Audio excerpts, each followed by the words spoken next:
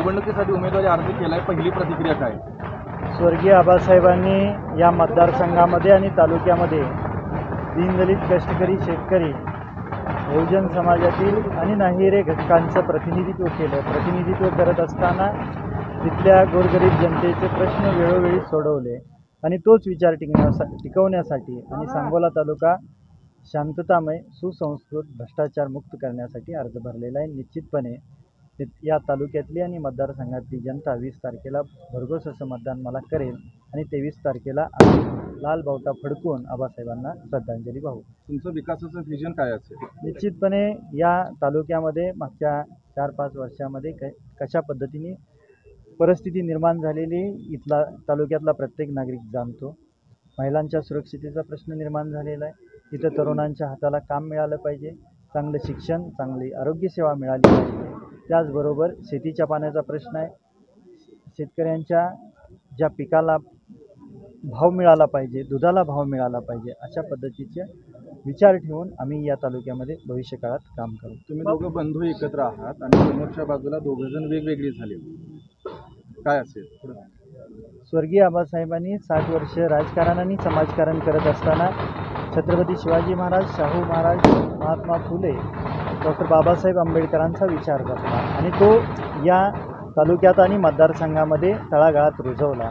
मागच्या 3 वर्षामध्ये या राज्यामध्ये सत्तेची खुर्ची आजमावण्यासाठी कशा पद्धतीनं पक्ष फुटले, नेते मंडळी इकडून तिकडे गेले, ही गोष्ट या जनतेसमोर होती। तरीसुद्धा या तालुक्यात आपला नेता नाही, लोकप्रतिनिधी निवडून आले नाही, तरीसुद्धा इथली जनता आहे त्या ठिकाणी चांगल्या पद्धतीने विचार टिकवण्यासाठी थांबली आणि मला वाटतं की निश्चितपणे शेतकरी कामगार पक्षाची जी मतं आहे ती निश्चितपणे चांगल्या पद्धतीने आहेत आणि त्याचा फायदा भविष्यकाळामध्ये येणाऱ्या निवडणुकीमध्ये आम्हाला होईल। इथला मतदार हा स्वाभिमानी आहे, निष्ठावंत आहे आणि त्याच कारणाने 23 तारखेला या मतदारसंघावर लाल बावटा फडकेल।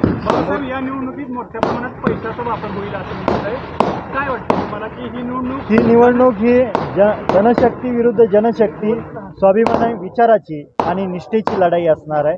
मागच्या 5-6 महिन्यामध्ये जे या मतदारसंघामध्ये खासदारकीच्या निवडणुका झाल्या त्यावेळेस सुद्धा अशा पद्धतीनं पैशाचा वापर झाला होता, तरीसुद्धा इथली जनता निष्ठेला आणि विचाराला महत्त्व देणार आहे याची मला खात्री आहे आणि त्यामुळं आम्हाला विश्वास आहे की 20 तारखेला चांगल्या पद्धतीने आम्हाला मतदान पडेल आणि 23 तारखेला बोलावं। समोरच्या बाजूला शक्ती प्रदर्शन मोठं केलंय आणि आपण अगदी शांत संयमीपणे उमेदवारी अर्ज दाखल केलाय। या तालुक्यामध्ये स्वर्गीय आबासाहेबांनी राजकारण आणि समाजकारण करत असताना पोलीस अधिकाऱ्यांना त्रास होणार नाही, प्रशासकीय अधिकाऱ्यांना त्रास होणार नाही याची काळजी घेतली। आज जवळजवळ बरेचसे उमेदवार अर्ज भरत आहेत, त्यामध्ये 3 उमेदवारांच्या रॅलीज होत्या आणि अशा परिस्थितीत आमच्या कार्यकर्त्यांचा रेटा असताना सुद्धा आम्ही त्यांना समजावून सांगितलं की बाबा आपण भविष्यकाळामध्ये शांततामय सुसंस्कृत सांगोल्याचं स्वप्न बघतोय आणि अशा परिस्थितीत आपण शांततेत अर्ज भरणं गरजेचं आहे, जेणेकरून प्रशासकीय अधिकाऱ्यांना, पोलीस यंत्रणेला जास्त त्रास होणार नाही आणि सांगोला शांततामय राहील। तुमच्यासाठी प्रश्न आहे, बाबासाहेब आमदार होत आहेत, तुमची प्रतिक्रिया काय? शेतकरी कामगार पक्षाचे उमेदवार डॉक्टर बाबासाहेब देशमुख हे पक्षाच्या वतीने जाहीर झाले आणि ते आज फॉर्म भरत आहेत। तर निश्चित आबासाहेबांनी जे काही 60 वर्ष काम केलं ते पुढे टेकवण्यासाठी शेतकरी कामगार पक्ष एकजूटपणे येऊन ताकदीनं ही निवडणूक जिंकेल असं माझ्यासारख्याला वाटते। तरच आणि जनतेलाही आवाहन करतो की आमच्या पाठीशी ताकदीनं उभं राहावं। जे काही 5 वर्षामध्ये ज्या पद्धतीचं राजकारण या 5 वर्षामध्ये सांगोला तालुक्यामध्ये झालेलं आहे, जे काही काळेधंदे सुरू झालेले आहेत त्या सर्वच गोष्टींना जर कुठंतरी स्टॉप करायचं असेल ताकदीनं शेतकरी कामगार पक्षाच्या पाठीमागं उभारून आबासाहेबांचा जो विचार धारा ती टिकवायची असेल, सुसंस्कृत राजकारणाची दिशा पुढच्या कालखंडामध्ये पाहिजे असेल तर आम्ही तरुणांना, ज्येष्ठांना सगळ्यांना आवाहन करतोय आमच्या पाठीशी राहा, तरच या सांगोला तालुक्याला आम्ही चांगल्या पद्धतीने दिशा देऊ शकतो। निश्चितपणे स्वर्गीय आबासाहेबांनी या तालुक्यात आणि राज्यामध्ये पुरोगामी विचार टिकवण्याचा जीवनभर प्रयत्न केला आणि तो टिकवला, तळागाळात रुजवला आणि ज्या वेळेस राज्यामध्ये आणि जिल्ह्यामध्ये काँग्रेस आणि राष्ट्रवादीच्या नेते मंडळींना सहकार्य लागायचं त्यावेळेस आबासाहेबांनी सहकार्य केलं आणि आबासाहेबांच्या निधनानंतर मला अजून माहीत नाही की महाविकास आघाडीच्या अधिकृत उमेदवाराची घोषणा झाली की नाही, पण आबासाहेबांच्या निधनानंतर ज्या माणसाने पक्षाचा विचार टिकवला, पुरोगामी विचार टिकवला, तळागाळातल्या गोरगरीब जनतेचे प्रश्न वेळोवेळी विधिमंडळात मांडून ते सोडवले आणि त्यांच्या निधनानंतर त्या पक्षाच्या उमेदवाराला, त्या कुटुंबातल्या एखाद्या सदस्याला जर महाविकास आघाडीकडून उमेदवारी मिळत असताना संघर्ष करावा लागत असेल तर हे दुःखद गोष्ट आहे.